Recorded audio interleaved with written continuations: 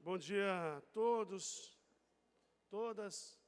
Gostaria de convidar os nossos convidados para ocupar seus assentos, para a gente possa começar o nosso debate.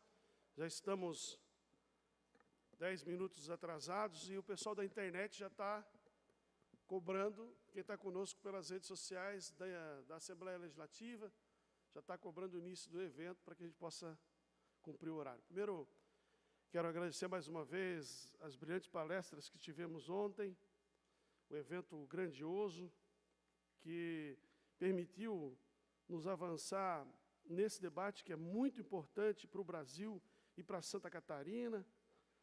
A oportunidade que a professora doutora Maria Tereza, a nossa Maitê, apresentou para os catarinenses ontem aqui, foi uma oportunidade ímpar de conhecer a situação vivida pelo Brasil, no que concerne a esses andamentos do Tratado da União Europeia com o Mercosul, e também a manifestação do nosso conselheiro Damian Luan, da delegação da União Europeia no Brasil, que também é um entusiasta desse contrato. Ele disse que esse contrato representa o maior tratado já realizado no mundo, mais inovador, o mais moderno, e que efetivamente vai permitir que 10% da população mundial, ou seja, a somatória da população da União Europeia, com a somatória da população dos países do Mercosul, possa movimentar 20% da economia mundial. Então, são números que nos chamam bastante atenção e mostram efetivamente o quanto isso é importante. Hoje, pela manhã, nós vamos fazer um bate-papo, uma conversa fraterna com os nossos convidados. Os nossos convidados, a vista já está me faltando. Hoje eu vi, o deputado Mota, um texto que diz que depois de 50 o cara começa a ir de volta, né? Eu estou nessa fase de volta. Então, o óculos já está sendo necessário. Então, nós vamos começar a nossa palestra, o cerimonial vai apresentar logo em seguida as negociações comerciais entre o Mercosul e a União Europeia, situação atual e perspectiva, com a extraordinária catarinense, filha aqui da nossa terra, de Florianópolis, que faz um grande trabalho lá em Brasília, a nossa querida Tatiane Prazeres, que é secretária do Comércio Exterior do Ministério do Desenvolvimento, Indústria, Comércio e Serviços do Ministério da Economia. A Tatiana é uma grande revelação catarinense, uma grande intelectualidade que os catarinenses entregam para o país. Ela nos honra muito com a sua presença. Logo em seguida, nós temos a manifestação do senador Espiridião Amin, que vai falar das expectativas do Senado Federal com relação ao tratado. Às 14 horas, a importância da integração interamericana. O palestrante será o senhor Salmo Sérgio Gonçalves Tossati, que é secretário de Negócios Internacionais do Governo do Estado de São Paulo. E, às 15 horas, a mesa redonda será a oportunidade e desafios de Santa Catarina nas exportações do agronegócio. Palestrantes, o senhor André Odebrecht, diretor-presidente da Indústria Agrocomercial Caçava S.A. E Dilvo Casandra, diretor comercial da Aurora Coop. Olha só a qualidade dos nossos palestrantes, o volume de negócios que nós vamos tratar hoje à tarde, a importância da manifestação do André e do Dilvo, eles que são, juntos, responsáveis por mais de 80% da exportação de insumos e proteínas no Brasil. Às 16h30, a mesa redonda sobre o acordo do Mercosul com a União Europeia, aspectos econômicos, políticos e diplomáticos, econômicos e culturais, normas e regulações, desenvolvimento sustentável e perspectivas futuras. Os palestrantes, professor mestre Ricardo Bruno, da Univale, professor Dr. Klaus Guimarães Dalgrande, da Universidade Federal de Santa Catarina, e professor Dr. José Baltazar Salgueirinho Osório de Andrade Guerra, da Unisul, intermediado pelo nosso professor, doutor Neri dos Santos. Imperdível essa mesa redonda hoje, às 16h30. Então, eu peço a todos que tenhamos um bom dia, possamos fazer um dia de muito conhecimento, de muita distribuição de efetiva pontuação do que, como se encontra esse tratado e o que ele representa para o nosso país. Acredito que será um dia extremamente produtivo, principalmente para os nossos estudantes, que vão poder ter a oportunidade de ter uma palestra e palestrantes de tamanha qualificação gratuitamente aqui na Assembleia Legislativa. Esse é o papel do parlamento, ajudar a enfrentar desafios e encontrar os caminhos. Então, a Assembleia Legislativa é a casa dos catarinenses e sinta-se à vontade para a gente fazer hoje um grande dia de conhecimento pleno. Muito obrigado.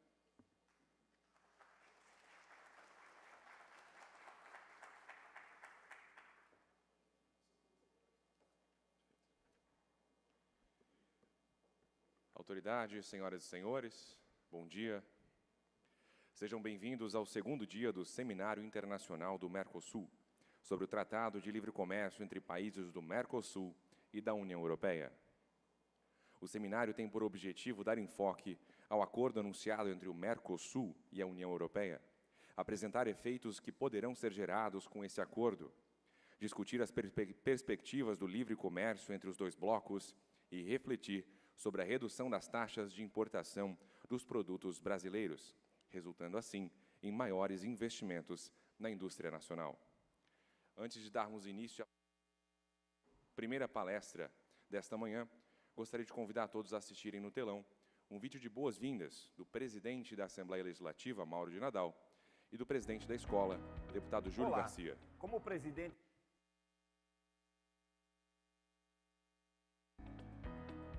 Olá, como presidente do Legislativo Estadual, quero dar as boas-vindas a vocês que estão participando desse evento promovido pela nossa Escola do Legislativo. Aqui na Assembleia Legislativa, nós discutimos e aprovamos as leis que vão impactar diretamente no dia a dia de cada um de nós catarinenses. E com a nossa escola da Alesc, conseguimos chegar em todo o estado de Santa Catarina, ofertando capacitação e qualificação a servidores, agentes públicos e políticos e também aos nossos estudantes. Não é mesmo, deputado Júlio? É isso aí, presidente Mauro de Nadal. A Escola do Legislativo quer estar cada vez mais próxima da sociedade. Esse é o nosso objetivo, participar do cotidiano e da vida da sociedade catarinense. Comunique-se conosco através das nossas redes sociais. Venha conosco, participe dos nossos cursos, online ou presencial. Contamos com vocês.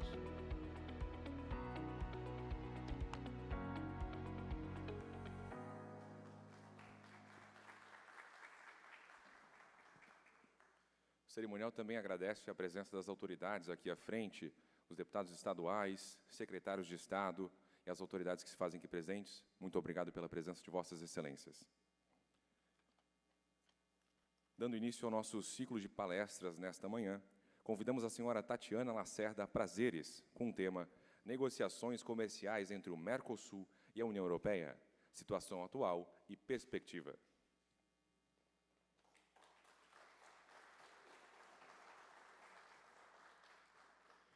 Tatiana é graduada em Relações Internacionais pela Universidade do Vale do Itajaí e em Direito pela Universidade Federal de Santa Catarina, especialista em Comércio Exterior pela Universidade Católica de Brasília e mestre em Direito pela UFSC. Também é doutora em Relações Internacionais pela Universidade de Brasília.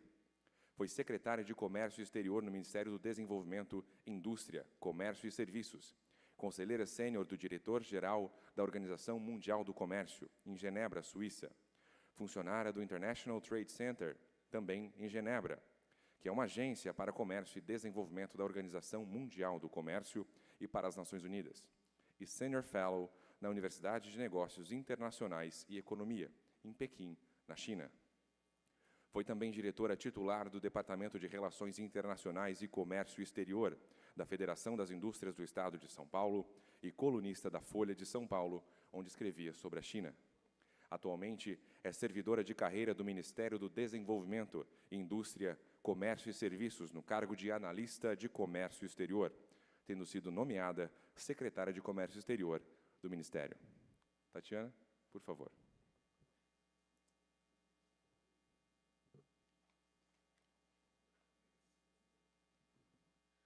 Bom dia a todos. É uma enorme satisfação voltar a Santa Catarina, voltar a Florianópolis, minha terra natal, ser recebida aqui na Assembleia Legislativa do Estado com tanto carinho por todos os presentes. Gostaria de agradecer em especial o deputado Fernando Krelling, o deputado Ivan Nats, pelo convite, pela oportunidade, os secretários de Estado aqui presentes também, Marcelo Fetti, amigo de longa data, Juliano Froner também, um talentoso aí, atuante na área de relações internacionais, enfim, deputados, autoridades, estudantes, né, professores aqui presentes. Gostaria de cumprimentar o professor Álvaro, que foi meu colega de faculdade há mais de 20 anos atrás. É uma alegria reencontrá-los todos, estar de novo em Santa Catarina. É realmente um prazer. Bom, como se disse, né, eu sou secretária de Comércio Exterior do Ministério do Desenvolvimento em Brasília. Enfim, me juntei, né, por concurso público ao Ministério há mais de 20 anos. E hoje ocupo essa cadeira de secretária de Comércio Exterior no Ministério que está sendo recriado, né, recriado sob a liderança do vice-presidente, ministro Geraldo Alckmin, o que é uma honra para todos nós, uma oportunidade de, enfim, fazer com que a recriação do Ministério se traduza em melhores oportunidades para a indústria do Brasil, para o comércio exterior do país. É um momento desafiador para a indústria brasileira, né, um esforço de reindustrialização, de neoindustrialização, como diz o vice-presidente, mas a convicção de que indústria importa para o país. Santa Catarina, que é um estado em que a atividade industrial é pujante, se beneficia dessa orientação em prol da revitalização da indústria, da competitividade industrial do país, do foco em inovação, não é, Marcelo Fetti, que é realmente fundamental para que nós tenhamos uma indústria competitiva e para que nós possamos aproveitar oportunidades associadas a acordos comerciais, e a gente já chega lá. A recriação do Ministério também um marco para o nosso comércio exterior. Nunca o Brasil exportou tanto quanto exportou de janeiro a agosto deste ano. Em nenhum outro período de janeiro a agosto o Brasil exportou tanto quanto no ano de 2023. Nunca o Brasil teve um saldo tão robusto na sua balança comercial quanto teve de janeiro a agosto deste ano. O ano de 2023 será efetivamente um ano histórico para o nosso comércio exterior, mas não sem desafios, né? Nós vivemos um cenário externo marcado por incertezas, por queda de preços de commodities, nos quais o Brasil é competitivo. Então, o Brasil consegue obter volumes históricos de exportação, valores históricos de exportação, a despeito da queda de preços de commodities internacionais que marcam a nossa balança comercial. Quando eu olho para o estado de Santa Catarina, eu realmente vejo um estado que se destaca, sob o ponto de vista de comércio exterior. Quando o Brasil exporta cerca de 50% de produtos manufaturados, industrializados, o estado de Santa Catarina está acima da média, exporta muito acima disso. Claro, exportação de produtos de maior valor agregado significa maior geração de renda, maior número de empregos associados ao comércio exterior. O estado de Santa Catarina é o quarto estado em número de empresas exportadoras, né? Esse é um dado que me chama a atenção também. Apesar de ser o nono estado em valor exportado, é o quarto estado em número de empresas exportadoras. São 2.400 empresas do estado que exportam, e isso é importante destacar, porque destoa do cenário nacional, né? Quando a gente, enfim, nós acabamos de lançar um estudo na Secretaria de Comércio Exterior que mostra que 9 estados da federação têm menos de 100 empresas exportadoras. 9 estados têm menos de 100 empresas exportadoras, Santa Catarina tem 2.400 empresas exportadoras. Essa vocação do estado, associada à sua competitividade, é algo que nos chama a atenção, mas há muito mais a ser feito. Há muitas empresas que têm maturidade exportadora, que têm potencial exportador e que ainda não exportam. E o nosso desafio é fazer com que os benefícios do comércio atinjam mais empresas, atinjam mais comunidades Brasil adentro e possam gerar, portanto, mais emprego e renda. Isso se relaciona com o tema que a gente vai tratar aqui, que é exatamente a abertura de novos mercados para as exportações brasileiras. Há vários motivos pelos quais apenas 1% das empresas brasileiras exporte. 1% das empresas brasileiras exporte. Isso é muito pouco. Isso nos motiva a buscar medidas em prol não só da competitividade exportadora do Brasil, afinal de contas, não basta abrir mercado se o que nós temos não é competitivo, mas nos motiva também a superar barreiras, abrir mercados, ampliar a rede de acordos internacionais com a qual as empresas exportadoras do Brasil podem contar. Então, a nossa ação na área de comércio exterior hoje tem sido muito voltada à simplificação, desburocratização do comércio exterior. A desburocratização é especialmente importante para empresas de menor porte. Para empresas grandes, a burocracia pode ser uma linha de custo, enfim, na exportação, mas para uma empresa de pequeno porte pode determinar se ela vai exportar ou não. E o ministro Alckmin gosta muito de contar um avanço recente que nós obtivemos na desburocratização, que tem a ver com exportação de frango, né, de carne de frango, que é um item importante na nossa pauta exportadora do Estado. Eu falo nossa pauta exportadora pensando no Estado de Santa Catarina.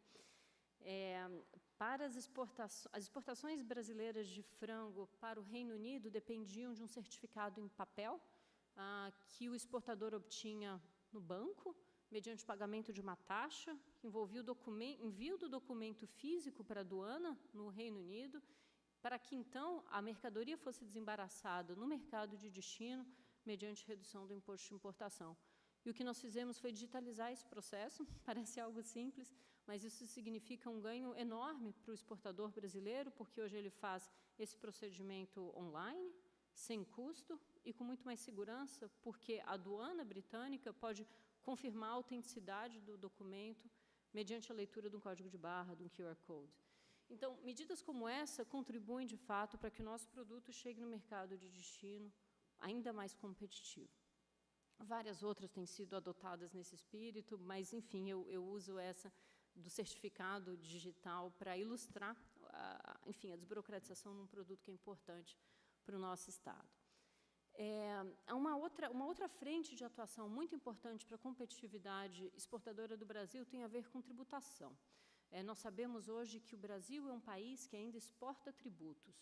A gente exporta tributos em função da cumulatividade que marca o nosso modelo tributário ainda, e quanto mais, e é muito cruel com as exportações, ou com o esforço de se exportar produtos de maior valor agregado, porque a cumulatividade faz com que, quanto maior for o número de etapas produtivas, maior o resíduo carregado, o resíduo tributário carregado na exportação, fazendo com que o produto chegue no exterior menos competitivo.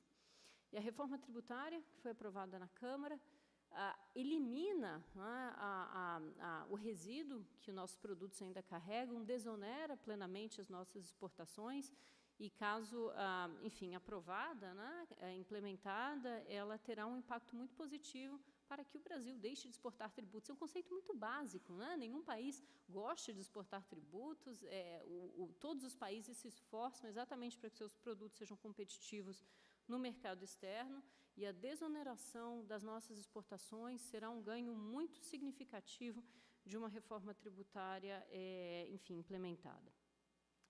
Depois, há uma questão de financiamento das exportações.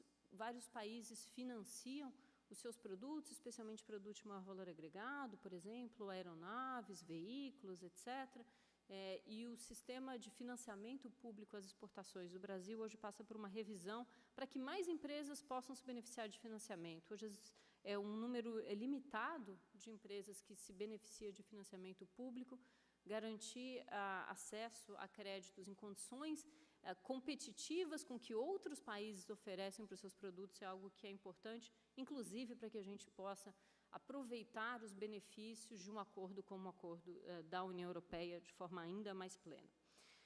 E depois, há um esforço de superação de barreiras comerciais. Hoje a gente tem visto uma série de medidas que são restritivas ao comércio, mas adotadas com base em argumentos legítimos, como, claro, o argumento da sustentabilidade. A nossa preocupação é que a sustentabilidade não seja utilizada como uma barreira disfarçada ao comércio internacional, e nós temos visto isso acontecer. Então, esse esforço de superar barreiras é algo que nos move, que pode ampliar oportunidades de acesso às nossas exportações. Barreiras sanitárias são especialmente conhecidas dos catarinenses, né? Nós somos competitivos em alguns produtos que são comumente sujeitos a medidas sanitárias, por exemplo, frango, carne, e o empenho do governo em superar essas barreiras é algo que também ocupa o nosso dia a dia no Ministério. E aí, finalmente, já passando para o tema aqui do acordo em si, uma das maneiras mais significativas de ampliar oportunidades para os produtos brasileiros no exterior é a expansão e a modernização da nossa rede de acordos comerciais.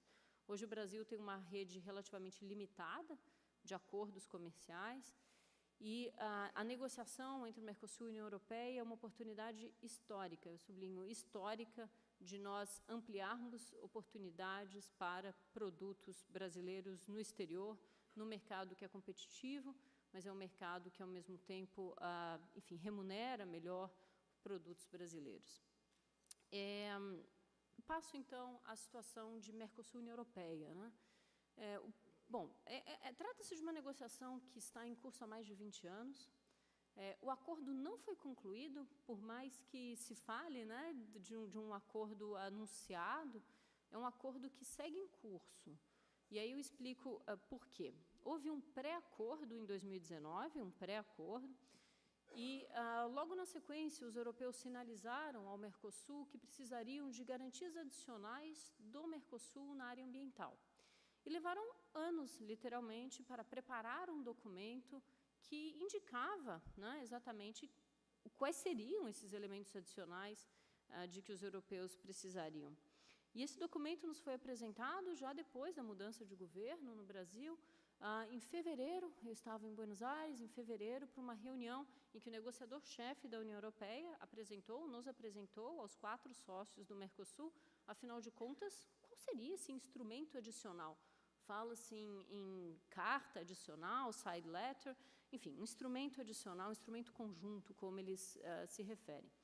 Bom, nós recebemos o documento, os 4 membros do Mercosul, nós analisamos o documento, o governo brasileiro também, em função de uma mudança de governo, avaliou o que havia sido pré-acordado em 2019, enfim, depois de uma série de consultas dentro do governo brasileiro, o intragoverno, nós elaboramos, então, uma contraproposta Brasil a ser apresentada aos países membros da União Europeia, aos países membros do Mercosul, perdão, né? Nós negociamos em bloco, então não é o Brasil com a União Europeia, é o Mercosul com a União Europeia. Nós fizemos a nossa contraproposta e nós estamos, neste exato momento, aguardando a finalização desse instrumento que será a nossa contraproposta Mercosul à União Europeia, a partir de consultas aos membros do Mercosul. Nós já fizemos presencialmente, inclusive em Brasília, há pouco tempo, uma reunião com os membros do Mercosul, em que nós, enfim, discutimos o nosso texto de contraproposta, e a ideia é que nós possamos apresentar, então, a resposta formal do Mercosul a esse instrumento adicional proposto pela União Europeia no começo do ano. Eu gostaria de sinalizar, bom, agora entrando um pouco no que consiste, né, no conteúdo desse instrumento. Em primeiro lugar, há o compromisso desta administração com a conclusão equilibrada, na conclusão de um acordo equilibrado quanto antes. Há uma janela de oportunidade, a gente sabe disso, se isso demorar muito, enfim, talvez seja impossível concluir efetivamente o acordo, mas o acordo precisa ser, de fato, equilibrado. E eu vou voltar a esse ponto para explicar por que o equilíbrio é algo que eu destaco agora. Há um compromisso do Mercosul em concluir essas negociações, o Uruguai publicamente defendendo a conclusão do acordo, a Argentina também muito comprometida com isso, ainda que venhamos a ter eleições, né, no país, na Argentina, nos próximos meses, e o Paraguai também muito interessado em expandir oportunidades de mercado para os produtos paraguaios. Então, os 4 países do bloco estão comprometidos com o acordo, mas não ficaram satisfeitos com a proposta europeia, o que é natural, né? Os europeus apresentaram um documento que era ambicioso demais, na visão do Brasil, na visão dos membros do Mercosul, porque pedia compromissos adicionais do Brasil, dos membros do Mercosul, compromissos que nunca haviam sido assumidos em outros foros. Por exemplo, Acordo de Paris, né?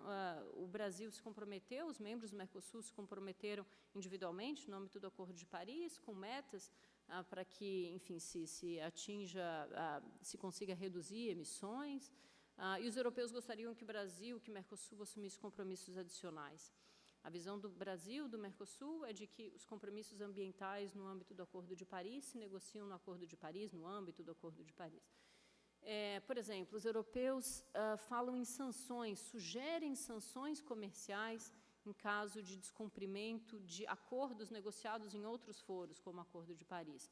Bom, o que o Brasil e o Mercosul dizem é: nós estamos comprometidos com Paris, mas nós não acreditamos que o uso de sanções comerciais seja a melhor maneira de endereçar o problema do combate a mudanças climáticas. É necessário uma abordagem cooperativa e não uma abordagem a partir de sanções comerciais. E, principalmente, eu diria que, bom, antes disso, há um outro ponto que nós também tratamos, que o presidente Lula tratou de maneira aberta, que tem a ver com compras governamentais.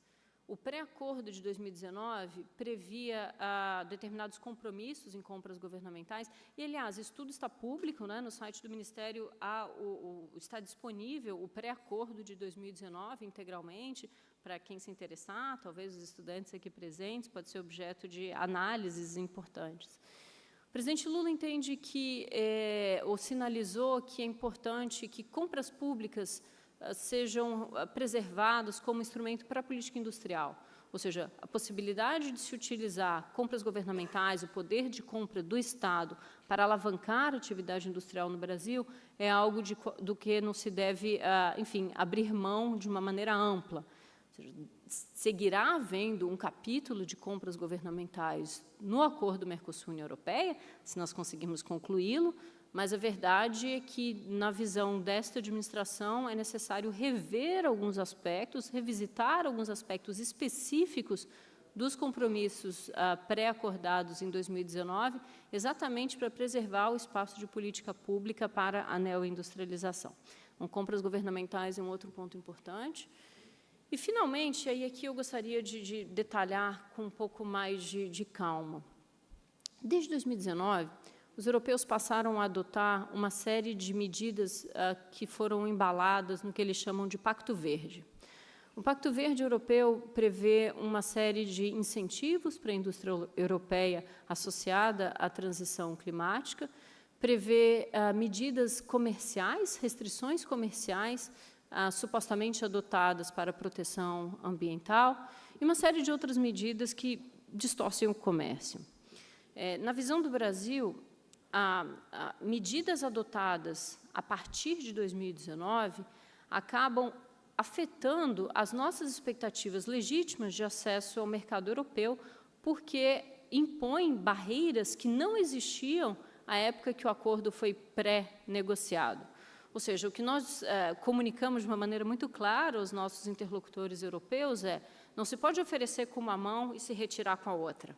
As nossas expectativas legítimas de acesso ao mercado europeu, e legítimas porque nós estamos dispostos a reduzir imposto de importação no Brasil, então é uma negociação com concessões dos dois lados, as nossas expectativas legítimas precisam ser levadas em conta.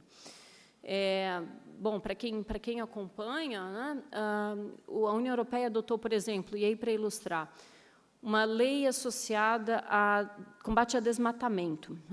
A lei de combate a desmatamento afeta 8 commodities e a cadeia associada àquela commodity. Então, você tem, por exemplo, carne, mas também couro e calçados. Você tem soja, óleo de soja, café. O Brasil, enfim, tem um grau de exposição alto, a União Europeia, na área de café. O que eu quero dizer com isso?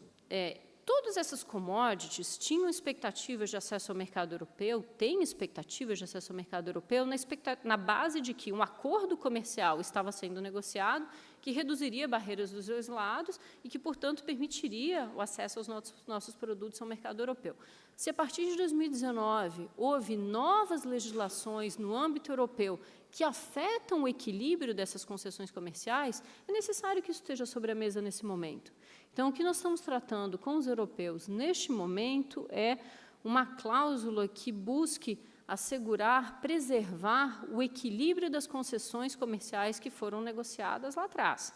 Ou seja, havia, né, enfim, eu não vou discutir quão bom era o equilíbrio de 2019, mas se acertou um acordo, se fez um pré-acordo, o acordo nunca foi concluído, nunca foi ratificado, nunca foi submetido aos parlamentos, etc.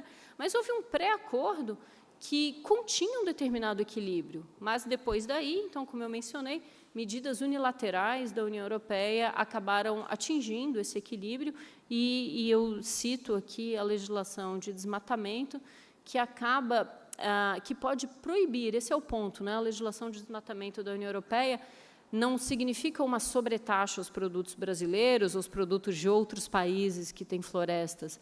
A legislação de desmatamento da União Europeia pode proibir o acesso de produtos brasileiros ao mercado europeu a partir de critérios que foram definidos unilateralmente pela União Europeia e que impõem um custo de compliance, né, um custo enfim, comprovação de cumprimento para o produtor exportador brasileiro, mesmo que o produtor exportador brasileiro já observe padrões muito elevados de sustentabilidade.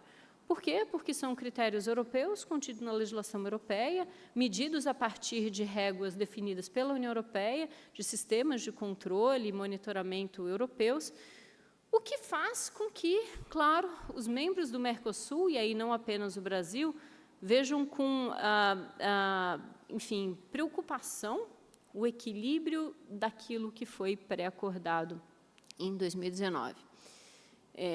Como vocês podem perceber, o desafio não é trivial, né? Porque a determinação da União Europeia de adotar medidas que restringam o comércio com base no argumento da sustentabilidade está dada, né? Os europeus não voltarão atrás neste caminho, né? E vejam, eu não discuto a legitimidade do argumento da sustentabilidade, absolutamente. Esta administração está amplamente, altamente comprometida com o combate ao desmatamento, com o desafio, né, das mudanças climáticas, de, enfim, reduzir emissões de carbono. O que nos preocupa é protecionismo verde. O que nos preocupa é a possibilidade dos países alegarem questões ambientais como simples desculpa para restrições comerciais. E não pode ser que esses dois temas sejam tratados paralelamente, ou seja, que a gente negocie um acordo comercial, ignorando o fato de que essas restrições comerciais estão sendo adotadas e se proliferarão, não é? Elas não vão desaparecer. E mais, nós estamos falando não apenas do mercado europeu. O mercado europeu já representou uma fatia maior das nossas exportações, hoje, das exportações brasileiras, hoje responde por cerca de 13%, 14% de tudo que o Brasil exporta. Para Santa Catarina, representa 10%, mas é um comércio de qualidade, um comércio de maior valor agregado. Meu ponto aqui é, o que se faz na União Europeia não se limita à União Europeia. Há o que a gente chama de efeito Bruxelas, ou seja, o que se faz na União Europeia acaba repercutindo mundo afora. Vários países observam os movimentos europeus e os reproduzem internamente. Por exemplo, a nossa própria legislação de proteção de dados foi inspirada na legislação europeia. A legislação chinesa de proteção de dados foi inspirada na legislação europeia. O que os europeus fazem em termos de restrições comerciais associadas a preocupações ambientais já repercute mundo afora. E o risco é de que o produtor, exportador brasileiro, venha a ter que observar restrições, requisitos diferentes para exportar para diferentes mercados. Essa fragmentação associada, essa multiplicação de barreiras, é um risco muito significativo para as nossas exportações. Vejam, talvez, ao me ouvirem apresentar essas dificuldades associadas às negociações, vocês possam, enfim, isso possa sugerir um certo grau de enfim, pessimismo em relação ao processo negociador. Isso não é verdade. As negociações comerciais são exatamente marcadas por desafios como esses, né? E eu falo como alguém que participa efetivamente das negociações. A gente, não estudo como um observador externo. Eu trato aqui de algo, digamos, que marca esta negociação, mas não é uma dificuldade de grau não visto em outras, né? É normal, é comum que esse tipo de desafio esteja presente nas negociações comerciais. As negociações comerciais são, de fato, muito desafiadoras, porque lidam com interesses econômicos muito concretos, né? Uma negociação comercial como a do Mercosul e União Europeia implica que o Brasil, que o Mercosul, reduzirá, né, seus impostos de importação para produtos europeus, eliminará de uma maneira permanente, né? Nós não estamos falando de reduções temporárias, nós estamos falando de um compromisso de consolidar, como nós chamamos no jargão, mas de fixar e manter zerado o imposto de importação para produtos que provêm da União Europeia. Claro, há um cronograma de desgravação gradual que foi acordado, há sensibilidades a produtos, né, que são mais sensíveis, que foram excluídos da nossa oferta, mas o que está em jogo aqui importa, né? O que está em jogo aqui não é algo trivial. Ao mesmo tempo, nós temos expectativas que são muito significativas de acesso a esse mercado, que, como eu mencionei, é muito importante, é um mercado que faz tendência, né, que ajuda a definir padrões internacionais, é um mercado que é muito competitivo, mas que também remunera melhor o nosso produtor exportador. A partir de agora, então, voltando rapidamente para o nosso cronograma de trabalho em relação ao processo Mercosul-União Europeia, a nossa expectativa é que nós possamos rapidamente concluir as consultas com os membros do Mercosul e finalizar a oferta Mercosul para a União Europeia. Como eu mencionei, o documento, a nossa contraproposta Brasil aos membros do Mercosul já foi concluída. Nós já recebemos, por exemplo, as reações da Argentina, a nossa contraproposta.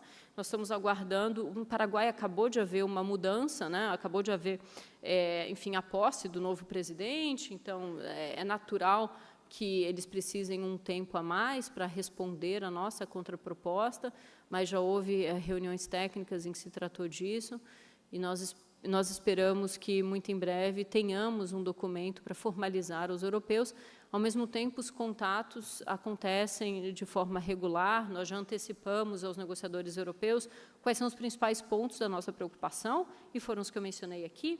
Há um compromisso do governo com sustentabilidade nas suas 3 dimensões, ambiental, social e econômica, ou seja, nós não nos furtamos aos compromissos ambientais, ao contrário, nós estamos comprometidos com isso. O que nos incomoda é a possibilidade de se atrelar sanções comerciais aos compromissos ambientais. Nós achamos que uma outra abordagem é possível, então há essa dimensão ambiental com um enfoque mais positivo, mais construtivo, mais colaborativo. Há essa dimensão de compras governamentais, né, da preservação do espaço de política pública para compras, e há essa questão comercial, de barreiras comerciais que surgiram após o pré-acordo de 2019 e que afetam o compromisso daquilo que foi pré-negociado em 2019. Eu encerro aqui e, enfim, abro perguntas, fazendo referência a outras negociações comerciais que estão em curso. O Brasil, neste semestre, é presidência pro tempore do Mercosul, então nós fizemos uma reunião com os nossos parceiros do bloco para definir as nossas prioridades negociadoras para o ano, no relacionamento externo, né, fora da região, além de Mercosul e União Europeia, que efetivamente consome o tempo, a energia dos negociadores. Nós temos a EFTA, né, Mercosul-EFTA, que envolve Suíça, Noruega, etc. Mercosul-EFTA sempre acompanhou Mercosul-União Europeia. Então, enfim, há uma expectativa de que, à medida em que um acordo avance, o outro também avance, mas eu não descarto a possibilidade de que se avance com o EFTA, inclusive porque, se as condições favorecerem essa conclusão, o Brasil não deve perder a oportunidade de concluir um acordo com, enfim, um outro grupo, um grupo naturalmente menor, mas de economias desenvolvidas e que, enfim, representam oportunidades importantes para o Brasil, me referindo à EFTA, que tem Suíça, Noruega e outros. Além disso, nós herdamos da administração anterior uma negociação muito avançada com Singapura. Então, Mercosul-Singapura tem sobre a mesa uma negociação que avançou bastante, mas que ainda tem alguns obstáculos para que seja concluída. Enfim, Singapura é um mercado importante para o Brasil, acho que surpreende muitas pessoas a importância de Singapura nas nossas vendas. Claro, Singapura é um hub para a região, para a Ásia. Acordos comerciais com a Ásia são desafiadores, como vocês podem imaginar, mas Singapura poderia ser uma porta de entrada, né, para os nossos produtos na região. Então, essa é a terceira negociação que eu diria prioritária nesse momento em termos de relacionamento externo do Mercosul. Claro, dentro da região há o esforço de modernização de outros acordos comerciais. Nós tivemos avanço, por exemplo, com regras de origem no Mercosul, enfim. Mas olhando para a região, para o relacionamento externo da região, Mercosul União Europeia, Mercosul EFTA e Mercosul Singapura, digamos, se destacam entre as nossas prioridades. Há outras demandas, né, para o bloco. Nós tivemos recentemente, por exemplo, com Emirados Árabes Unidos, que apresentaram uma proposta de negociação comercial, conclusão da negociação de um acordo de livre comércio com o Mercosul. Isso também está sendo analisado.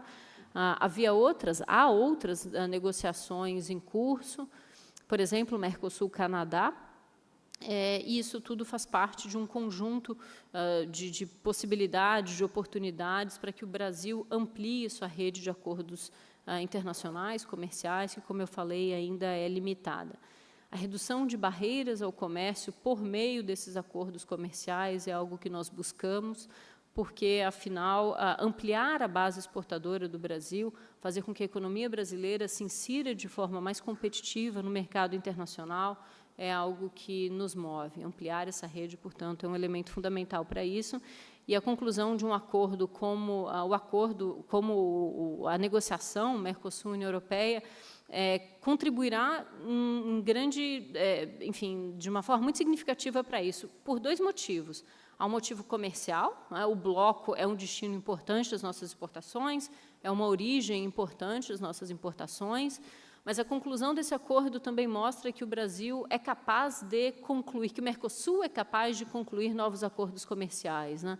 Muitos criticam o Mercosul pela incapacidade de concluir negociações com parceiros econômicos relevantes.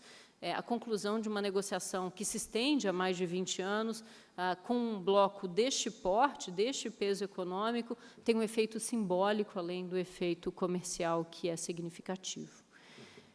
Eu vou parar por aqui nesse momento, perguntar se alguém teria algum comentário, alguma pergunta. Se não, agradeço. Pois não.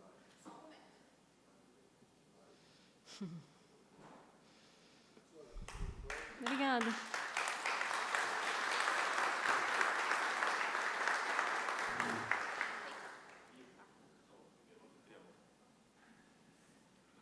Então, Tatiana, muito obrigado. Realmente, que orgulho catarinense, né? Nós temos aqui hoje a apresentação de um dos maiores QIs do país. Essa mulher aqui é um talento. E faço uma pergunta agora no campo político. Nós temos as contrapartidas apresentadas pela União Europeia para que a gente possa efetivamente firmar. Nós temos um pré-acordo, mas firmar esse acordo, as diretrizes, o checklist apresentado, e a gente possa cumprir. Mas mesmo cumprindo todo esse checklist, todas essas contrapartidas, você enxerga, e nós aqui que estamos de fora, a gente enxerga essa relação, essa dificuldade, principalmente no campo político, essa instabilidade, a falta de solidez política, eu digo no Mercosul, não só Brasil, no Mercosul. Nós temos agora uma eleição na Argentina, tem alguns posicionamentos fortes de ambos os lados, isso pode influenciar diretamente nessa possibilidade do acordo num futuro breve? Obrigada, deputado. Essa é uma pergunta muito legítima e que, enfim, está muito presente, evidentemente, entre todos aqueles que negociam que participam de negociações internacionais, comerciais, né? Ao mesmo tempo, nós precisamos lidar com essa circunstância. O Mercosul tem 4 membros, a União Europeia tem 27. Eu me lembro, eu trabalhava na Organização Mundial do Comércio em Genebra com 164, e nós sempre nos dizíamos, olha, se a gente ficar sempre preocupado com o calendário eleitoral de um país ou de outro, nada acontece, né? O desafio, deputado, é fazer com que as sociedades dos países envolvidos, de fato, entendam o que está em jogo, apoiem as negociações em curso, apoiem a conclusão do acordo comercial, porque isso facilita que essas negociações, digamos, sigam, né, avancem, independentemente da orientação política. Mas, naturalmente, ninguém está imune a essas mudanças muito significativas de rumo nos países que fazem parte dessas negociações, porque isso é da natureza do nosso trabalho. Vamos interromper para abrir o link para o senador Expedião ali. Depois a gente faz um bate-papo junto com ele, pode ser? Pode ser. Muito bom dia, Tatiana. Senhores, só antes de... Nós vamos abrir o link para o senador Expedião a mim poder participar junto conosco, daí a gente já interage junto com ele também, e a gente amplia as perguntas com a participação dele, se vocês estiverem de acordo. Então, eu solicito a assessoria que abra o link para o segundo convidado, nosso querido senador Expedião a mim.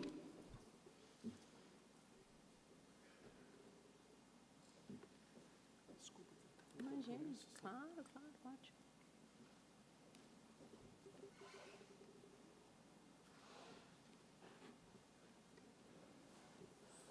Abra o link para o segundo convidado, nosso querido senador Expedião a mim.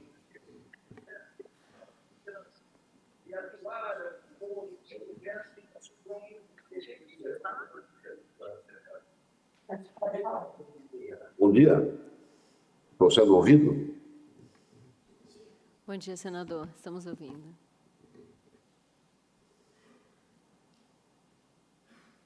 Bom dia. Estão me ouvindo? Sim, senhor. Sim, senhor senador. Muito bom dia a todos. Eu quero cumprimentar o deputado Ivan Nats pela iniciativa, cumprimentar a Assembleia Legislativa e a todos os que estão percebendo a importância desse tipo de interação. Estão me ouvindo? Sim, senhor. Sim, senhor senador. Quero cumprimentar o deputado. É deles lá, senador. Está dando calma aí.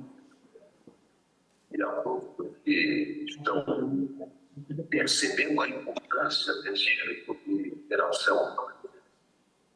Ou seja, é muito importante que a Assembleia Legislativa, com o apoio de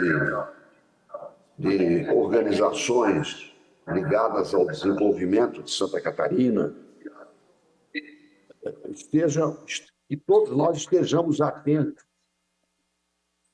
para questões internacionais que afetam o nosso Estado. Quero, de uma maneira muito pessoal, dizer que, além do orgulho de todos nós pelo trabalho da doutora Tatiana,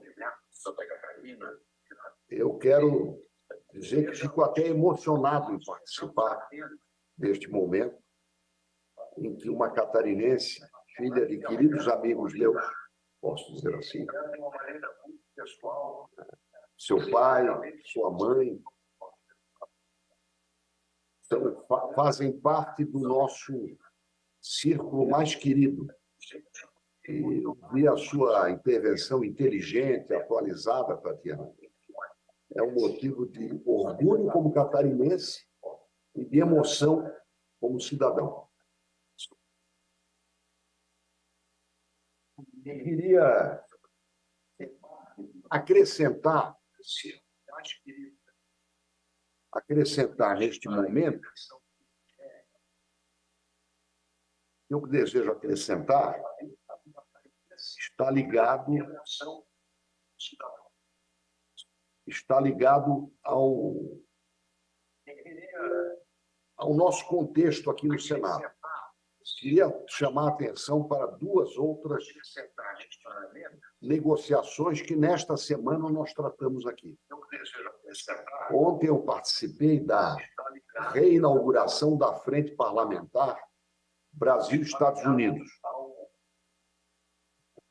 Nem todos sabem que Santa Catarina, diferentemente do Brasil, tem como principal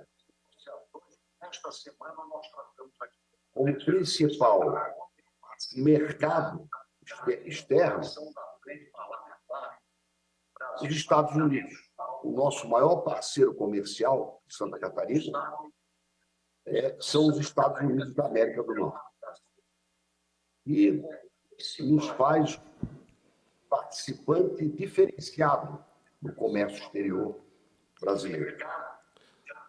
Senador Esperidião, senador, nós estamos com um problema, a sua voz está chegando aqui dobrada, ou seja, está repetindo o que o senhor está falando, e isso está nos dificultando de entender.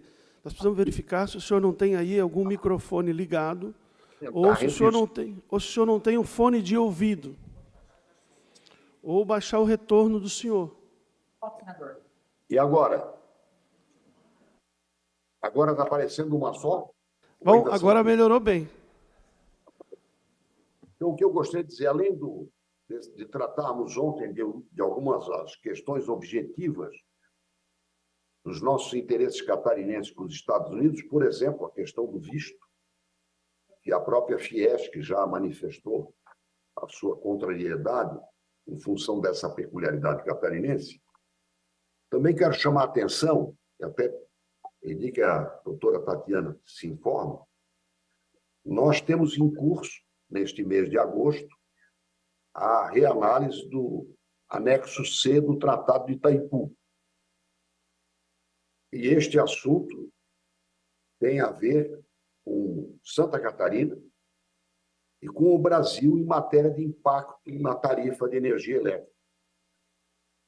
O anexo C de Itaipu está sendo renegociado porque agora completamos 50 anos do Tratado de Itaipu. E há algumas questões, eu vou falar de uma só. O Brasil paga a diferença na tarifa de uma permissão para que a empresa Itaipu tenha um orçamento de investimentos que não beneficia Santa Catarina, de 316 milhões e 500 mil dólares, ou seja, 1 bilhão e 700 milhões, mais ou menos, que a diretoria de Itaipu e o Conselho de Itaipu são recursos que são investidos preferencialmente no estado do Paraná e que oneram a nossa tarifa de energia elétrica. E nós já convidamos o ministro chanceler, Mauro Vieira, para comparecer à Comissão de Relações Exteriores e Defesa Nacional, assim como o ministro de Minas e Energia e o presidente Daniel, para na Comissão de Assuntos Econômicos, na Comissão de Infraestrutura, debater os aspectos do Tratado de Itaipu, particularmente nesse tópico. Mas este assunto específico, Mercosul, União Europeia, mereceu de nós também uma solicitação para conhecermos os termos que ainda são tratados como reservados, a doutora Tatiana sabe disso, tanto das condições que a União Europeia enviou como adicionais às de 2019 para o Brasil, quanto a esta minuta, também referida pela doutora Tatiana, que já foi apreciada pela Argentina e que já está sendo enriquecida pelo Paraguai. No caso da Argentina, a resposta tem que aguardar um pouco, porque nós estamos com o processo eleitoral argentino em curso, e pelo menos o candidato mais votado nas primárias argentinas manifestou o desejo de dar um encaminhamento absolutamente diferente, eu diria até heterodoxo, a essa resposta. A Argentina está vivendo um momento de peculiar dificuldade, com inflação, com meios de pagamento. O próprio Brasil está criando, através do Ministério da Fazenda, mecanismos, digamos, alternativos para preservar o nosso comércio com a Argentina, que é muito importante. Portanto, essa resposta que foi mencionada aqui, eu considero inconclusa, porque vai depender do resultado eleitoral na Argentina para saber qual curso ela tomará. E aí será a resposta consolidada do Mercosul que nós apresentaremos à União Europeia. Mas, no momento, eu acho que a doutora Tatiana falou no essencial. As nossas atenções se voltam para 3 aspectos. Primeiro, para não sermos tutelados pela União Europeia. Vamos ser bem claros. Eu, pessoalmente, me movimentei para tratar desse assunto, porque nós não podemos admitir que a capacidade de o Brasil e o parlamento brasileiro deliberarem seja tolhida por alguma exigência da União Europeia. Eu estou vigilante nesse assunto, doutora Tatiana, e transmito isso a todos neste seminário, respeitando os aspectos de reserva e sigilo até que o Itamaraty confere aos documentos que nos disponibilizou. Mas vamos lá. Primeiro, na questão ambiental, é visível que a União Europeia pretende responsabilizar o Brasil pelos problemas ambientais do mundo. Por exemplo, quando se fala de mar, eu queria até dizer que nós, brasileiros, temos que nos orgulhar da iniciativa da família Sherman, que há 2 anos desenvolve pelo mundo o programa Voz dos Oceanos, que tem como objetivo fazer uma campanha para que os nossos oceanos não sejam contaminados pelo plástico. Nem todos sabem que o Oceano Pacífico tem uma massa de plástico que a corrente marítima agrupou, que parece mais um continente, quase do tamanho do continente Austrália. Ou seja, há muitas outras frentes ambientais para nós considerarmos. E no documento da União Europeia é visível que a questão focaliza florestas e responsabiliza o Brasil. Qual é o nosso argumento? Quanto é que tem de floresta na Europa subescandinávia? 0,5% de cobertura com florestas, enquanto que o Brasil tem 70%. É justo que o Brasil seja alertado e nós participemos de um esforço, mas não como réus. Nós não somos réus. E nem precisamos, em linguagem figurada, de tornozeleira eletrônica e monitoramento externo. A nossa posição, e eu sei que o Itamaraty está defendendo isso, é uma posição de paridade. E, no caso, de sermos os detentores, por não termos estragado de um patrimônio, somos detentores de um patrimônio que tem que ser valorizado, preservado e desenvolvido. O Amazônida, e aí eu falo da Amazônia da América Latina, não só do Brasil, tem o direito de exigir 3 coisas: preservar, proteger e desenvolver. E não apenas preservar, como se fosse um sacrário, e o mundo, especialmente a Europa e os Estados Unidos, acham que podem tutelar. A respeito desse assunto, eu tenho informado bastante. Reli a CPI da Amazônia, cujo relator foi o saudoso amigo e senador Jabas Passarinho, uma lição. Os personagens são outros, mas as exigências dos países da Europa, incluindo o então primeiro-ministro Gorbachev, são as mesmas. Só mudaram os locutores. A propósito, queria dizer que eu tenho me guiado muito num outro livro do senador Jabas Passarinho, que eu recomendo lerem, Amazônia, patrimônio universal? Ponto de interrogação. Com respostas e questões muito atuais. Então, nessa questão ambiental, eu acho que o Brasil tem que ser protagonista e dirigente, e não dirigido. É parceiro, com grandes responsabilidades, com grandes méritos, e por isso tem que ser protagonista, e não conduzido ou monitorado. E vou trabalhar, doutora Tatiana, para que o Itamaraty, assim, conduza e seja prestigiado pelo Parlamento brasileiro nessa diretriz. O segundo é o aspecto social. A doutora Tatiana chamou de social, que compreende a parte trabalhista, ou seja, a legislação trabalhista. Eu acho que é importante que haja parâmetros, mas não monitoramento. E, finalmente, na questão econômica em geral, por exemplo, um dos itens de parceria é muito tímida a menção da União Europeia para um tópico muito importante para Santa Catarina. Nós somos o primeiro estado pescador do Brasil. E a pesca, eu me dirijo principalmente à própria doutora Tatiana, ela poderia comentar isso, no instrumento conjunto Mercosul e União Europeia, na página 5, há uma tímida menção à pesca ilegal não notificada e não regulamentada. Isso se aplica à Europa.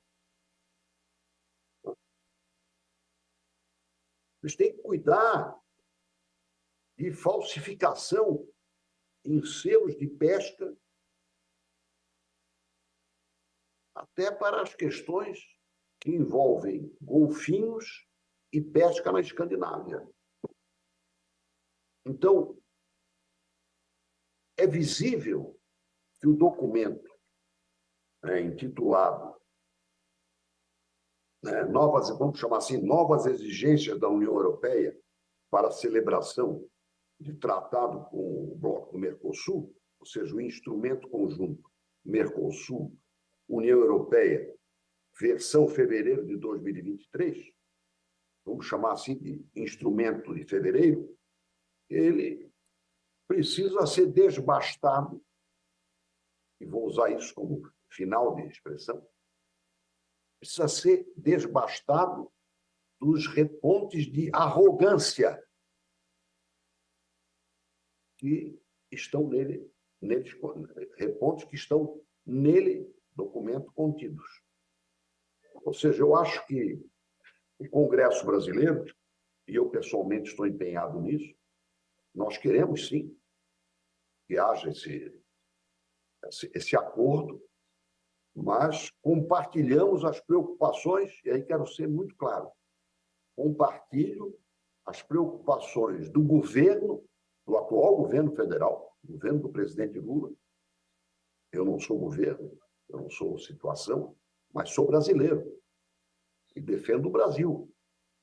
E já informei as autoridades do Itamaraty, torno público aqui, que quero contribuir para que seja um documento equilibrado, em que o Brasil participe de um esforço, sim, em favor do meio ambiente, em favor do desenvolvimento econômico construtivo, e tem as preocupações sociais que a Europa erige, mas como parceiro e protagonista. E é lógico, incorporado ao Mercosul, uma vez que nós estamos exercendo essa função de liderança muito oportuna. Eu diria que o destino nos colocou no comando do Mercosul, comando político, que é por rodízio, no momento apropriado para que essa negociação prossiga. Com essa breve intervenção, eu queria justificar, eu vou ficar assistindo mais um pouco, mas lá em cima está correndo a CPMI, e eu fui um dos subscritores do convite, convocação ao ex-ministro do GSI, general Gonçalves Dias, que está neste momento na CPMI, que é aqui no andar imediatamente superior ao meu gabinete. Daqui a pouco eu vou ter que voltar lá. Mas vou assistir mais um pouco a essa excelente iniciativa do deputado Ivan Nats, muito bem conduzida pela Assembleia, e que conta com a participação de todos vocês. Nem todos eu posso ver, mas posso mais uma vez cumprimentar tanto o deputado Ivan Nats quanto a doutora Tatiana, cumprimentando-a pelo seu talento e dizendo com orgulho de todos nós catarinenses pelo seu desempenho nessa questão nevrálgica que é comércio exterior.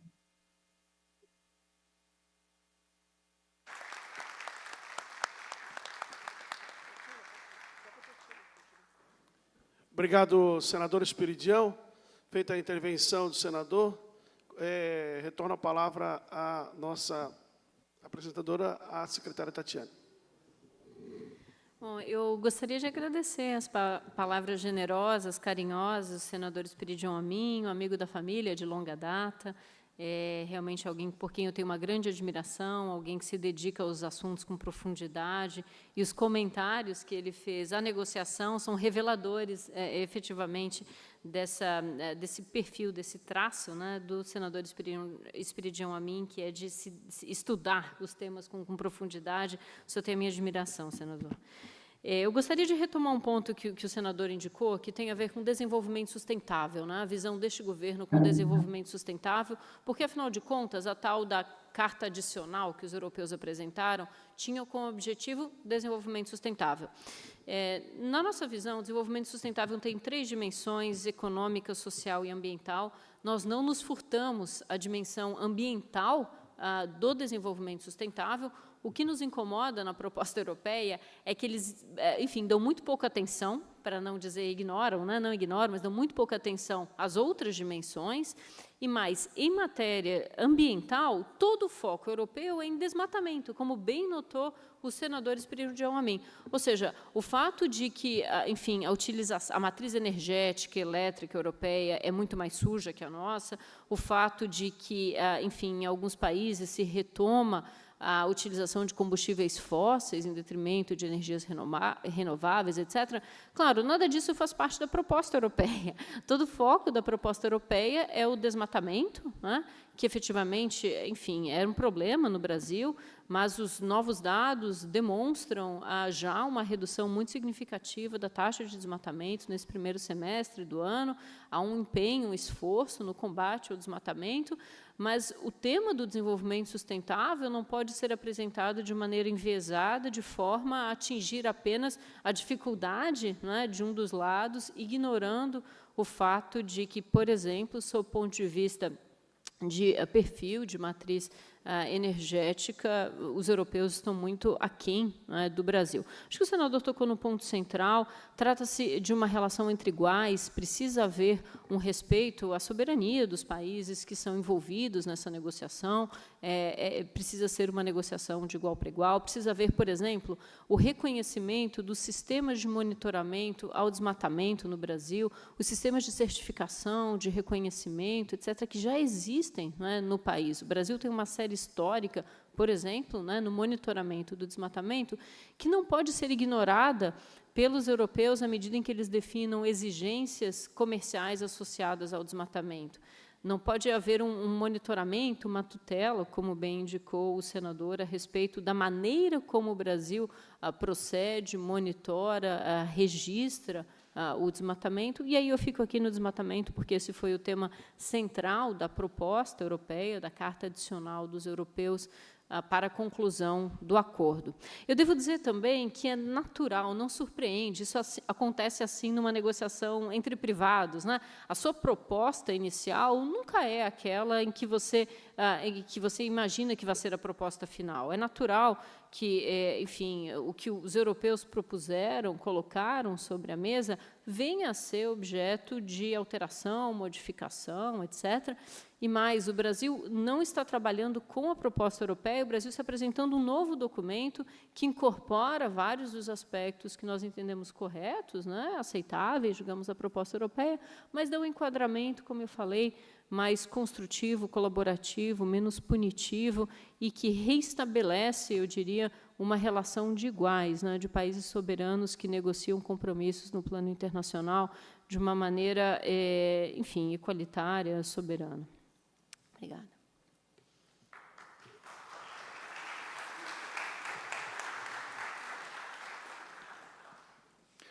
Mais uma vez, meu muito bom dia.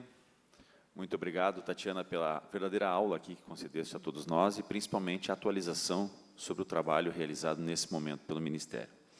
Vou tentar fazer um apanhado bastante breve. Eu sou deputado estadual no Rio Grande do Sul, acompanhado aqui da minha presidente da comissão, deputada Adriana Lara, que mora numa cidade que faz fronteira com o Uruguai, país vizinho. Aliás, uma característica muito importante nesse debate aqui, a qual eu saúdo o presidente Fernando, também o colega Ivan, a todos que me antecederam, que é a questão da quantidade de fronteiras que nós temos no Mercosul, com países que têm uma certa relevância. E destaca um ponto principal.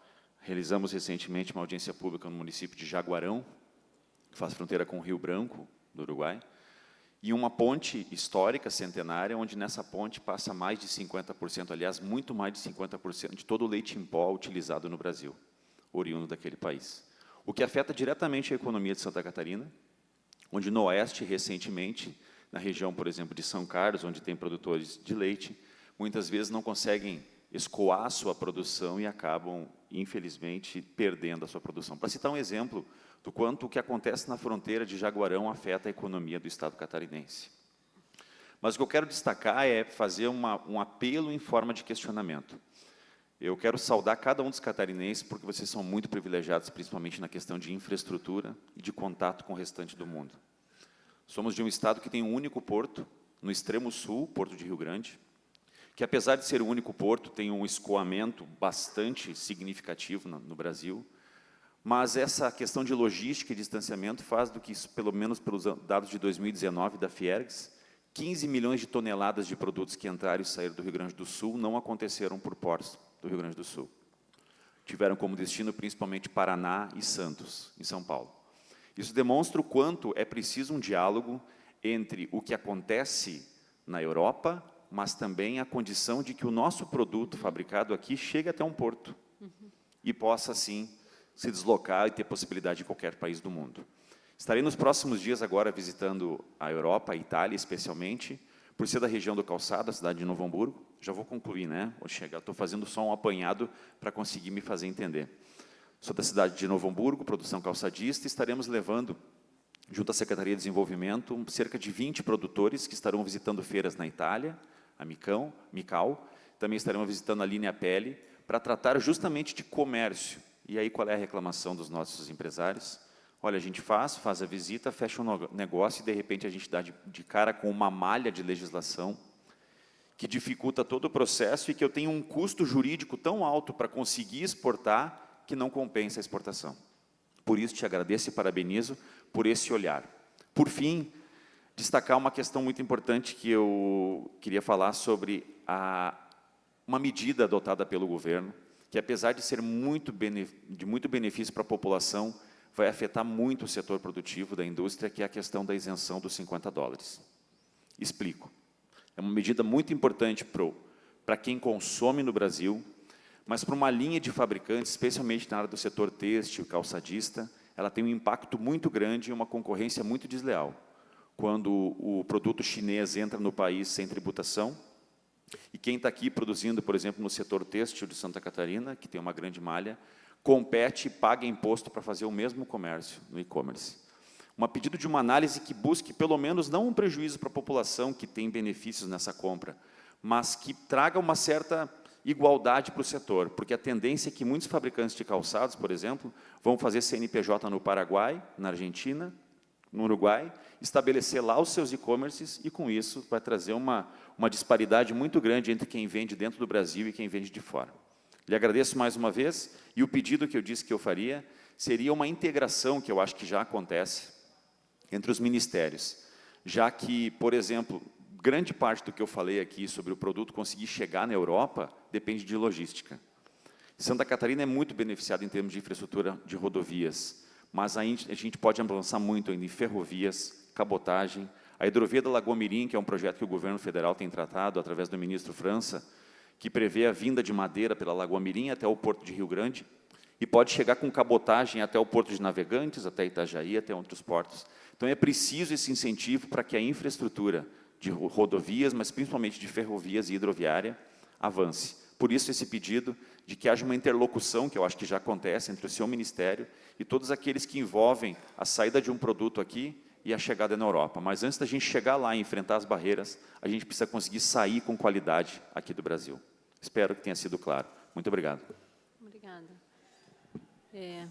Vou fazer um comentário rápido aqui, que, enfim, relaciona vários dos aspectos que o senhor mencionou, que tocam o custo Brasil, né? Eu acho que, enfim, se a gente pudesse encapsular os comentários em um, eu acho que eu destacaria essa preocupação com o custo Brasil. Logística e infraestrutura física é fundamental para o nosso comércio exterior, a gente perde competitividade em função das nossas debilidades, e é importante também destacar essa dimensão do software, né? A gente brinca, tem a infraestrutura, o hardware, mas se você não tiver um software, se não houver facilitação de comércio, se não houver sistemas informatizados que facilitem, que não façam com que o produto seja capturado pelo emaranhado de legislação, de procedimentos burocráticos, etc., a infraestrutura atua aquém, digamos, do seu potencial. Então, atuar nessas duas frentes requer, de fato, colaboração entre diferentes órgãos.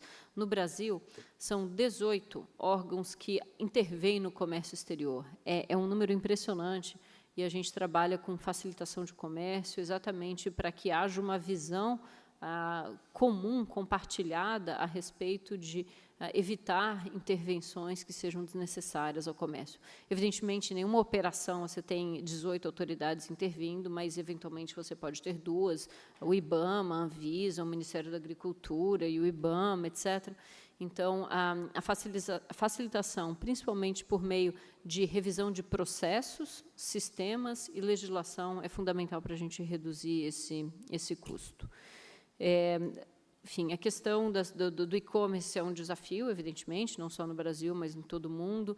A Receita Federal editou um programa que chama Remessa Conforme, que busca trazer as plataformas para a conformidade, fazendo com que elas prestem informações de maneira antecipada e que se tenha um conhecimento melhor a respeito do que entra por meio dessas remessas expressas. É o primeiro passo, e eu entendo que, enfim, o tema segue sobre a mesa no governo federal nesse momento.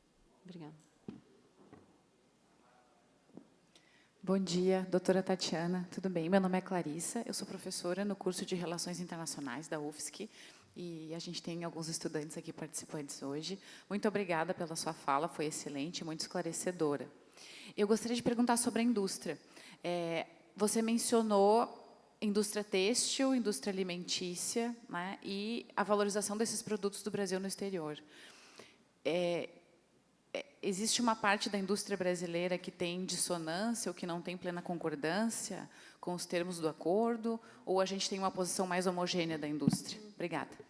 Ótimo, eu agradeço muito, é uma pergunta fundamental, né? Nós realizamos consulta pública e temos um diálogo estreito com o setor industrial, basicamente por meio da CNI, da Coalizão Empresarial Brasileira, que mobiliza, né, as diferentes associações setoriais que se sentem afetadas pelo acordo. E a indústria brasileira apoia a conclusão do acordo, e isso é uma avaliação que é expressa pela CNI, pela Confederação Nacional da Indústria. Isso está nas prioridades da CNI. A conclusão do acordo Mercosul-União Europeia faz parte das prioridades da CNI para esta administração, né? Enfim, para o governo que assumiu no começo do ano. Nós realizamos reuniões com a coalizão empresarial ao longo dos meses. O presidente da CNI, por exemplo, publicou um artigo no jornal dizendo que é importante concluir este acordo para a indústria brasileira. Então, a sua pergunta, para mim, é muito oportuna, porque reforça que é possível que a abertura comercial, a conclusão de acordos comerciais, atue em prol do projeto de neoindustrialização do país, né? Para alguns, há uma visão de que não será possível você retomar a atividade industrial no Brasil a partir da abertura comercial, mas o posicionamento da indústria brasileira, tal como expresso pela CNI, de uma maneira muito clara, reforça que comércio exterior e reindustrialização são parceiros num projeto de, enfim, revitalização da atividade econômica do Brasil e inserção do país na economia internacional. Bom dia, doutora Tatiana. Sou aluno de administração da Unisul. Primeiro, muito obrigado pela sua palestra. Ao longo da sua palestra, você falou sobre vários grupos, né, econômicos, né? Teve a União Europeia, teve a da Suíça lá também. Eu queria saber se o Brasil ou o Mercosul tem alguma relação com os tigres asiáticos, né? E se não tiverem também, se pretendem no que podem oferecer a eles e eles em troca também. Obrigada pela pergunta. Nós temos muita relação comercial. A China hoje responde por cerca de 30% de tudo que o Brasil exporta. É realmente muito expressivo. Agora, é ainda mais expressivo o crescimento das nossas exportações para a Ásia, fora a China, sem a China, né? Ou seja, claro, como os números da China são muito superlativos, quando a gente analisa a Ásia no seu conjunto, a China é que, enfim, marca, digamos, as nossas relações com a região. Agora, no momento em que se extrai a China dos dados para fins analíticos, digamos, o que a gente vê é um crescimento muito expressivo das nossas vendas para a Indonésia, Malásia, Vietnã, Coreia, etc. Ou seja, há oportunidades comerciais para o Brasil na região, decorrentes, sobretudo, do dinamismo econômico daqueles países, né? É muito importante um olhar do Brasil para a Ásia. Eu morei na China por 3 anos, voltei recentemente. Estou convencida de que a gente precisa conhecer a Ásia melhor, explorar oportunidades associadas a um mercado que é o mercado mais dinâmico da economia global, ponto. Então, eu acho que é realmente muito importante.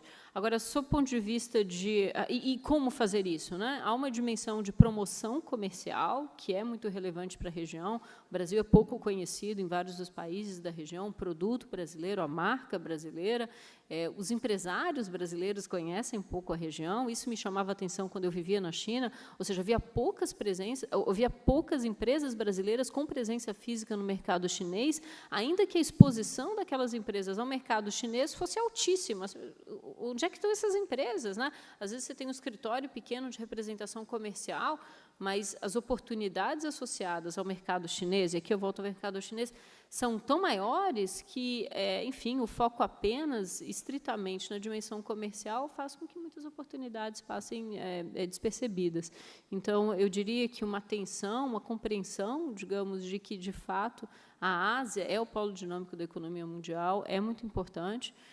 E isso tem a ver com, enfim, isso implica em maior investimento de presença física, promoção comercial, atividade das empresas brasileiras na região. A gente tem a Apex Brasil, que é a agência de promoção de exportações, tem escritórios lá, mas, enfim, é necessário maior atenção àquele mercado. Em termos de acordos comerciais, eu acho que há desafios muito importantes, né? Não é trivial um acordo comercial que implique redução de imposto de importação nos dois lados.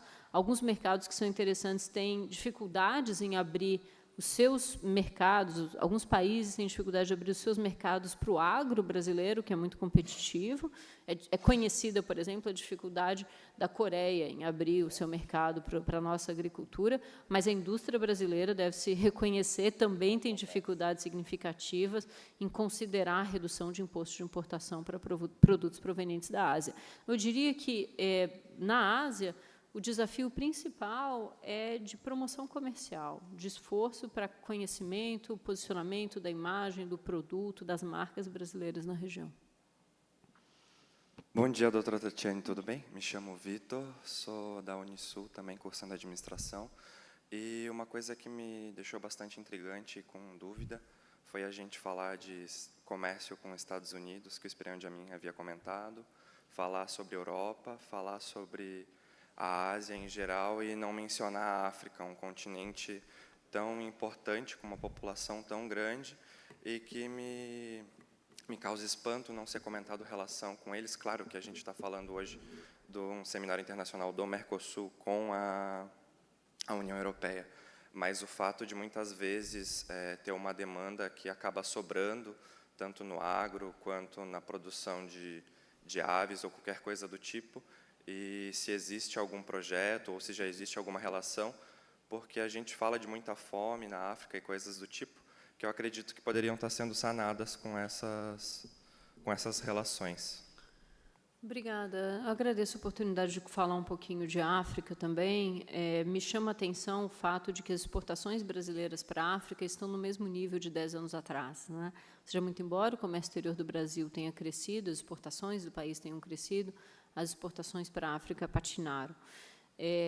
Como lidar com isso é um esforço de retomada de espaço, né, do país na região.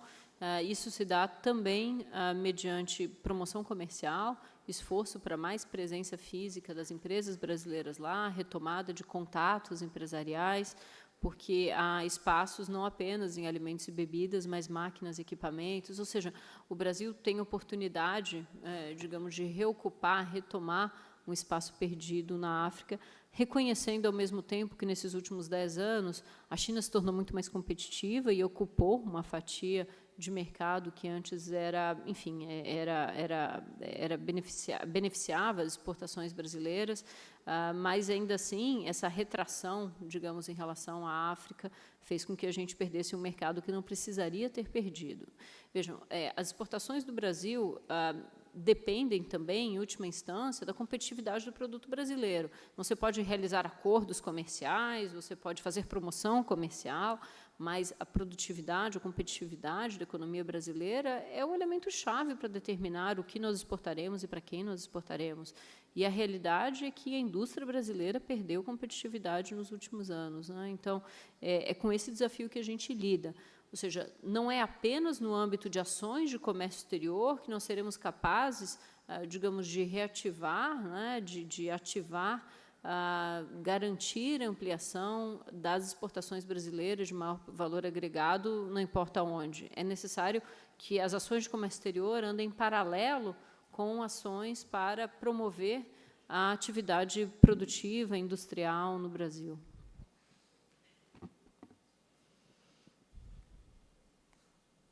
Bom dia, doutora Tatiana. É um prazer, parabéns pela palestra. Sou professor Zili da Universidade do Extremo Sul Catarinense, Unesc, de Criciúma.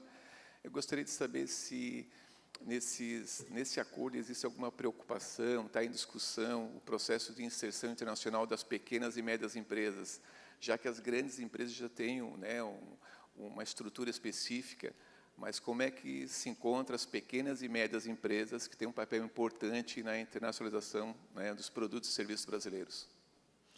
Obrigada. Há, sim, uma preocupação com esse tema, há dispositivos específicos do acordo que tratam disso, então é algo que está muito presente. O perfil das exportações europeias é muito mais marcado por empresas de menor porte, né? No Brasil, a gente reconhece esse desafio, como eu mencionei, apenas 1% das empresas brasileiras exportam, e isso é revelador, digamos, da nossa pauta, do espaço que há para ampliar a base exportadora do Brasil. Agora, o acordo, ao mesmo tempo em que reconhece esse desafio, que busca facilitar o comércio para pequenas, não consegue, por si só, endereçar um problema que, em última instância, é dos países, né, que fazem parte dessa negociação. Então, para responder a sua pergunta, há preocupação, mas esses esforços certamente não bastam, né?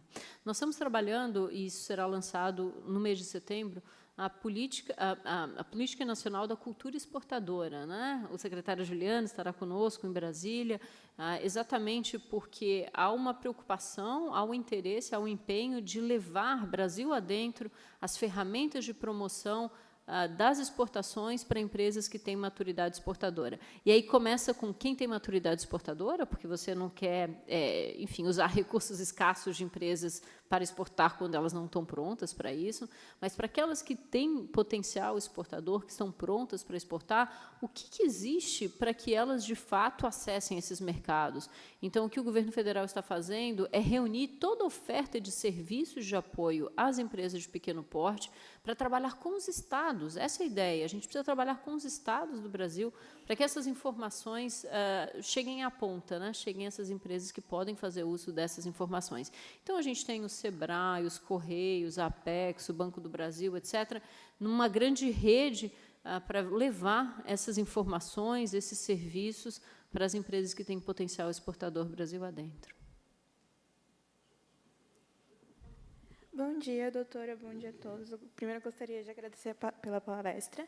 E minha pergunta seria assim, com a possível mudança da moeda internacional de dólar para yuan, como isso afetaria os acordos comerciais e, principalmente, como seria a postura do governo federal no comércio quanto a isso, já que a Argentina, até então, estava negociando a dívida dela do FMI mudando de dólar para yuan, e agora, com essas futuras eleições, está um pouco incerto.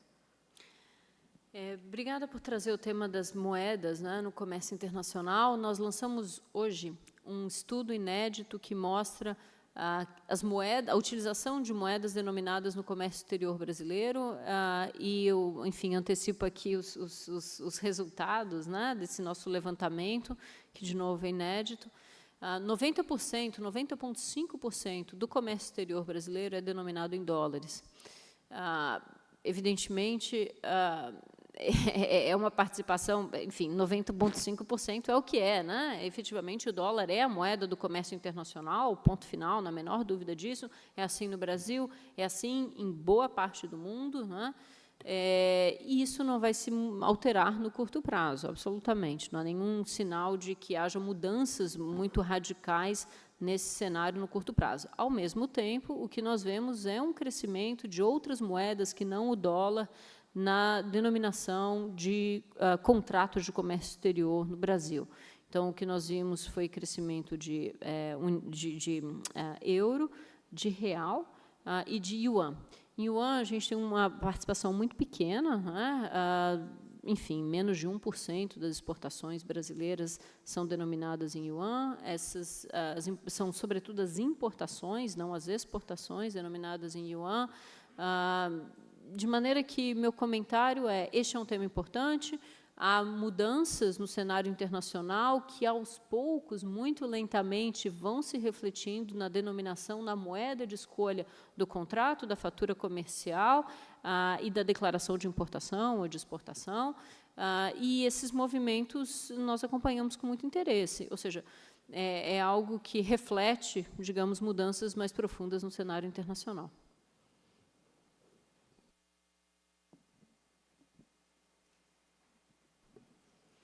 Bom dia, secretária Tatiana. É um prazer tê-la aqui conosco. Amanhã estará conosco na Fiesc. Eu não tenho nenhuma pergunta, mas gostaria de compartilhar, aproveitando que estamos na Assembleia Legislativa e que é um evento que não somente é presencial, também tem uma transmissão online, e é muito importante ressaltar o esforço que a Federação das Indústrias do Estado de Santa Catarina, aqui representada por mim, mas também pelo presidente em exercício, Ulrich Kuhn. Eu, como presidente da Câmara de Comércio Exterior, responsável pela determinação estratégica do presidente da Fiesc, Mário César de Aguiar, quem já lhe transmito um cumprimento especial. Ele não está aqui porque se encontra no exterior, numa viagem institucional, mas lhe dizer que nós, desde 2018, viemos investindo fortemente na capacitação da indústria e das empresas e do serviço, por meio de um programa de internacionalização que é inédito no Brasil, foi concebido e desenvolvido no âmbito da Fiesc, com uma equipe multidisciplinar, com vários atores vindos da área acadêmica e também dos outros setores. E esse programa de internacionalização, ele está disponível no portal da Fiesc para quem queira acessar. Nós temos também uma plataforma digital na qual o industrial ou acadêmico ou interessado em conhecer comércio exterior tem um acervo bastante importante de informação. Mas desenvolvemos, e aí, na linha do que a secretária estava comentando sobre o lançamento do PNCE, nós também somos atores, inclusive participamos ativamente, somos os responsáveis em Santa Catarina pela divulgação do PNCE, né? E aí, para poder colaborar na base com o empresário interessado em realizar negócios internacionais, desenvolvemos uma avaliação de maturidade muito fácil de ser respondida, e o objetivo é justamente que, com esse resultado de uma autoavaliação de maturidade do empresário, ele possa receber da parte da Fiesc um plano de ação customizado. E todos esses esforços, desde 2018, e a secretária tem essa informação, em Santa Catarina conseguimos, somado o esforço de todas as instituições, entes públicos, privados, hoje nós contabilizamos quase 600 pequenas e médias empresas que ingressaram no comércio exterior nesses últimos 5 anos. E aí eu devo dizer também que nós temos uma parceria muito forte com o SEBRAE, concebemos também uma variável desse programa de internacionalização da Fiesc, que tem um título Intercomp, International Competitiveness, com o SEBRAE, voltado exclusivamente para outro segmento de empresários que não indústria. E nós temos tido oportunidade, por meio desse programa, de constatar quantas iniciativas na área de economia criativa têm surgido voltadas para exportação. Hoje, efetivamente, temos muitos participantes que não são corriqueiros na área de produtos finais, muitos eles já são participantes na cadeia de valor, como fornecedores de insumos, componentes, enfim. Então, estou compartilhando isso publicamente, secretária, porque é importante dizer que nós estamos totalmente empenhados. Eu coordeno o ecossistema de internacionalização de Santa Catarina, o secretário Juliano, e todas as outras entidades participam, a PEGS, Banco do Brasil, Correio, enfim, e o PNCE. E o objetivo é dizer exatamente isso. Nós enxergamos, e ontem, quando tive a oportunidade de compartilhar aqui os nossos estudos sobre o Acordo de Livre Comércio Mercosul-União Europeia, somos absolutamente defensores intransigentes de que o acordo efetivamente chegue a uma negociação equilibrada entre as partes, né? Nós constatamos pela oportunidade que representa, mas aí com uma questão muito focada para nós como indústria, que não se mira exclusivamente o comércio de bens. A oportunidade do acordo traz, entre outras possibilidades, um estreitamento de relações intra-Mercosul, o que nos facilitaria também, secretária, o que não se fala muito, mas que eu particularmente tenho defendido ao longo desses anos de participar nas mesas de negociação, que é o comércio intrarregional, né? O Mercosul precisa se fortalecer, precisa sair desse marasmo, dessa inércia que tem hoje e se tornar efetivamente países que consigam vingar em um desenvolvimento regional de comércio.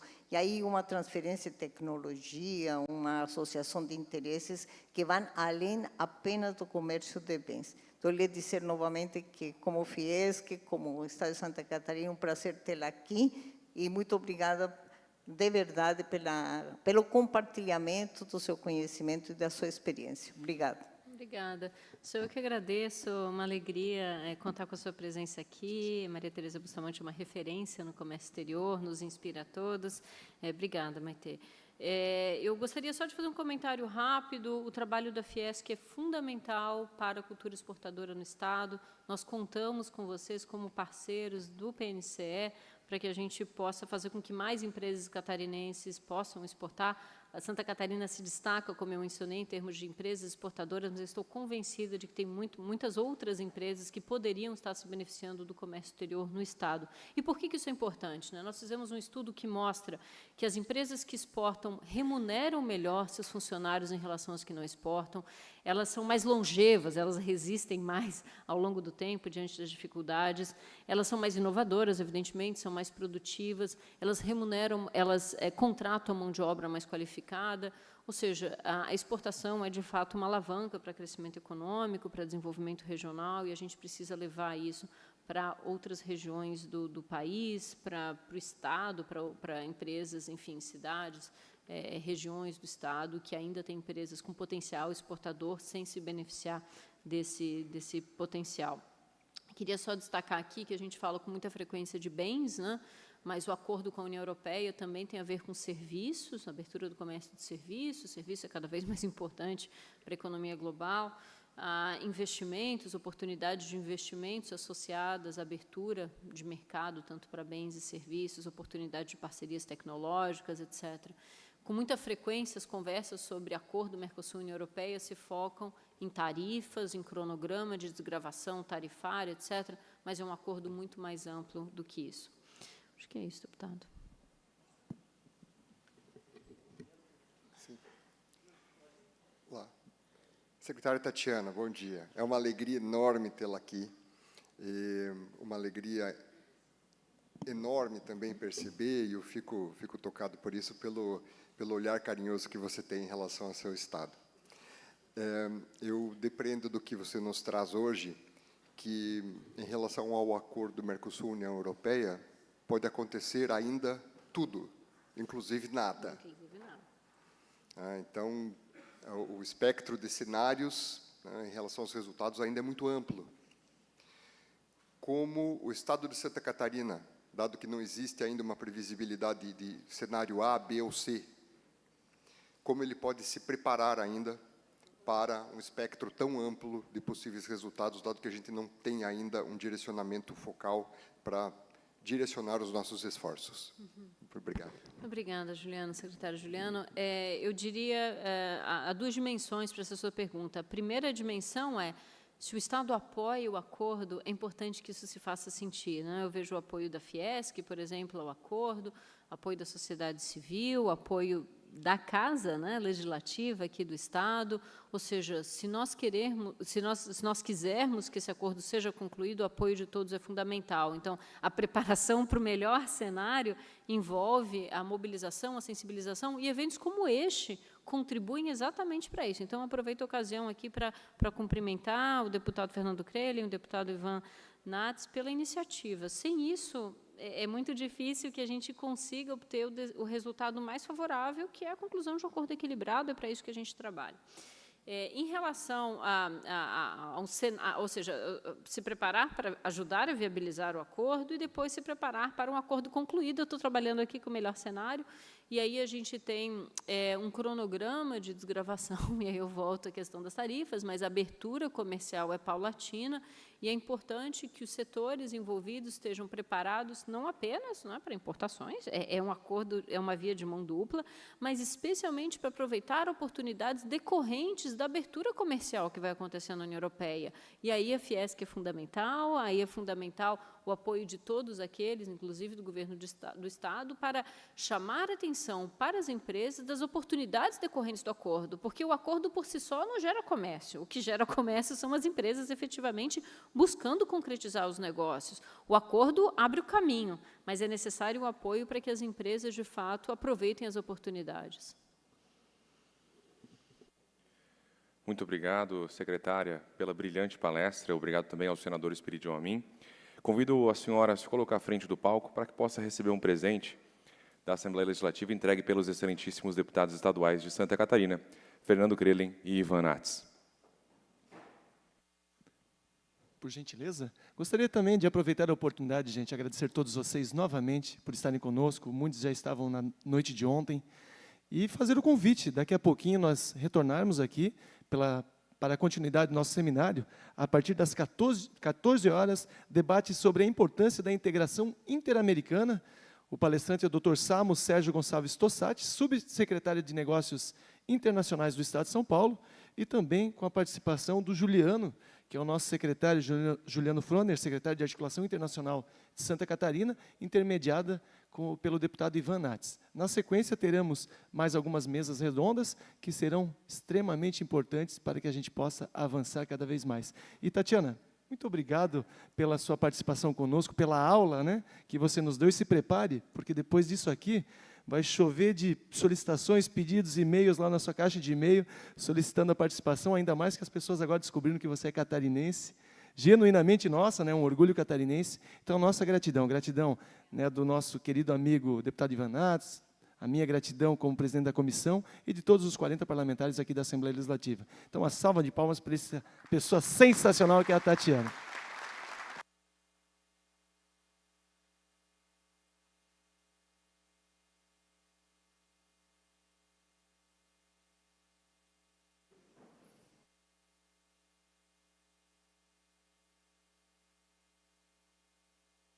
Quando o proponente pede, a gente faz, né?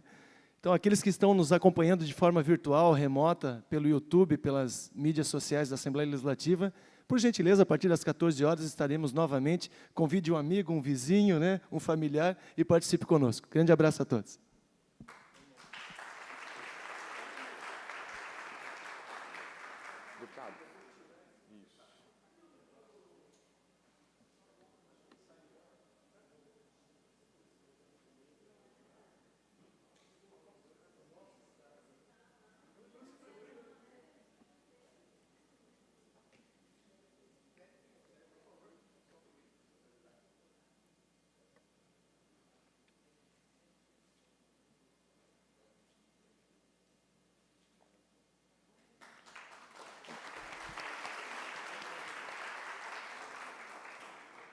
Agradecemos aos palestrantes desta manhã e, neste momento, faremos um intervalo para o almoço.